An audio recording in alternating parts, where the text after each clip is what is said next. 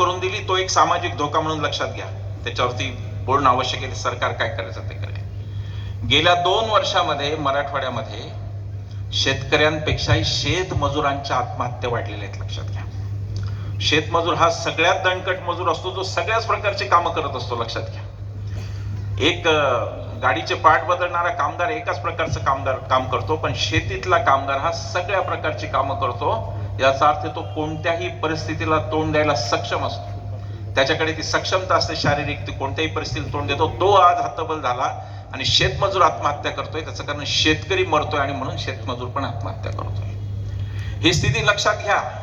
24 ची निवडणूक पक्षपेक्षा काही पाहू नका. फक्त मोदी शहा नको एवढंच ठेवा, बाकी काही ठेवू नका. मी कोणाला जे मोदी शहाच्या विरोधात आहेत त्यांचा आम्ही पाठिंबा देतो. त्यांचे कोणतेही पक्ष आम्ही पाहत नाही, त्यांची धोरणं पाहिली द्या. पण ही जर शेतीची दुरवस्था संपवायची असेल आणि हे जे काही शेतकऱ्याच्या मागे लागलेलं नष्टचर्य आहे हे जर थांबवायचं असेल तर मराठवाड्यात मला हे सांगणं भाग आहे की तुम्ही हे करा आणि शेतकऱ्याचं आयुष्य काय चाललंय त्याकडे लक्ष द्या. भ्रष्टाचार, ना खाऊंगा ना खाने दूंगा होतं ना ते. तुम्ही ते अर्धवट ऐकता, फार तुमची चुकी आहे. अजितदादा 70,000 कोटीचा घोटाळा मोदी स्वतः करतात आणि तिसऱ्या दिवशी ते उपमुख्यमंत्री दिसतात. ना खाऊंगा ना खाने दूंगा, खाने वाले हर एक को भाजपा में लाऊंगा असं होतं पुढचं. हसन मुश्रीफ, छगन भुजबळ, किती नावं घ्यायची. महाराष्ट्रात 21 नेते आहेत ज्यांच्या भ्रष्टाचारावर ईडी किंवा कोणत्या यंत्रणेने काहीतरी कारवाई सुरू केली होती.